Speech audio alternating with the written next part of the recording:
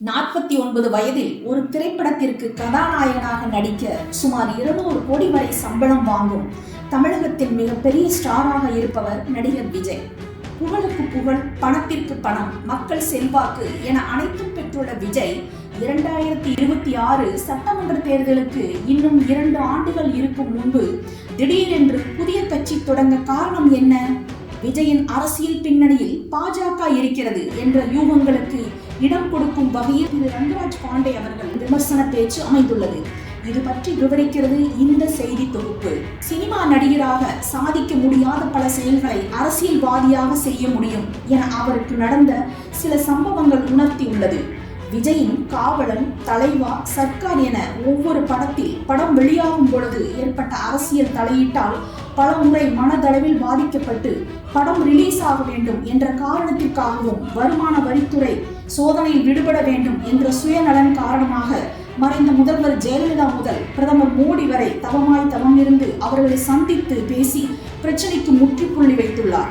இதன் பாதிப்பே விஜய் அரசியலுக்கு வர காரணமாக இருக்குமோ என்ற சந்தேகம் ஒரு பக்கம் எழுந்துள்ளது. சினிமாவில் என்னதான் பணம் சம்பாதித்தாலும், செல்வாக்கு, புகழ் இருந்தாலும் அரசியல் மற்றும் மாபெரும் சக்தியை உணர்ந்து கொண்ட விஜய் அரசியலில் இறங்க முடிவை எடுத்தார் என கூறப்படுகிறது. மேலும் தமிழகத்தில் 2 திராவிட கட்சிகளையும் ஊழல் குற்றச்சாட்டில் அடுத்தடுத்து சிக்க வைத்த சம்பவம் அக்கட்சிகள் மக்கள் மத்தியில் செல்வாக்கை இழந்து வருகின்றது. தமிழகத்தில் திராவிட கட்சிகளுக்கு இருக்கும் தொண்டர்கள் சக்தியை ஒன்றும் செய்ய முடியாது. இதனால் விஜய் என்ற அஸ்திரம் மூலம் ஆழம் பார்க்கிறதா பிஜேபி என்ற சந்தேகம் எழுந்துள்ளது. இந்த நிலையில் விஜயின் அரசியல் பிரவேசம் குறித்து தமிழகத்தில் உள்ள அனைத்து அரசியல் விமர்சகர்களும் அவர்களுக்கு உண்டான பாணியில் விஜயின் அரசியல் பயணத்தில் இருக்கும் சாதகம் பாதகம் பற்றியும், விஜயின் அரசியலுக்கு பின்னால் பிஜேபி உள்ளது என்றும் அவரவர் சுய பார்வைக்கு எட்டியதை பதிவு செய்தனர். ஆனால் மதிப்பிற்குரிய திரு ரங்கராஜ் பாண்டே அவர்கள் விஜய் அரசியல் பிரவேசம் குறித்து வெளியிட்டிருந்த வீடியோவில் அவரது முகம் 1000 வாட்ஸ் பல்பு போல பிரகாசமாக காணப்பட்டது. தமிழக வெற்றி கழகம் அப்படிங்கிறத அவங்க அதிகாரப்பூர்வமாக அவங்க போட்டிருக்கக்கூடிய திரு விஜய் அவருடைய போட்டோல பாத்தீங்கன்னா நெத்தியில பொட்டோட இருக்கிறார். அதான் ரொம்ப முக்கியமான. நெத்தியில ரங்கராஜ் பாண்டே ஒரு பொட்டு இருப்பார் பாத்தீங்களா, அந்த மாதிரி ஒரு பொட்டோட சிவப்புலர் குங்குமத்தோட ஜம்முன்னு அழகா வச்சிருக்காரு. பாக்குறதுக்கே கண்கொள்ளா காட்சியா இருக்கு, அழகா இருக்கு. அந்த ஒரு 4 நாள் தாடியோட அந்த பொட்டோட பார்க்கும்போது பியூட்டிஃபுல்லா இருக்குது. அந்த மாதிரி பொட்டு வச்சிருக்காரு.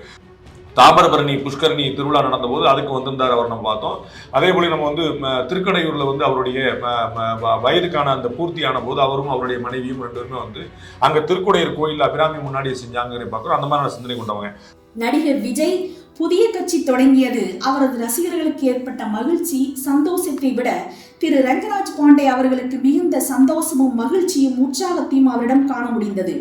சந்திரமுகி படத்தில் கால் சலங்கியுடன் காணப்பட்ட கங்கா முகத்தில் ஒரு தேஜஸ் காணப்பட்டது. இதுவரை கங்காவை அப்படி பார்த்தது இல்லை என ரஜினிகாந்த் கூறியது போல அந்த வீடியோவில் ரங்கராஜ் பாண்டே முகத்தில் பெரிய தேஜஸ் காண முடிந்தது.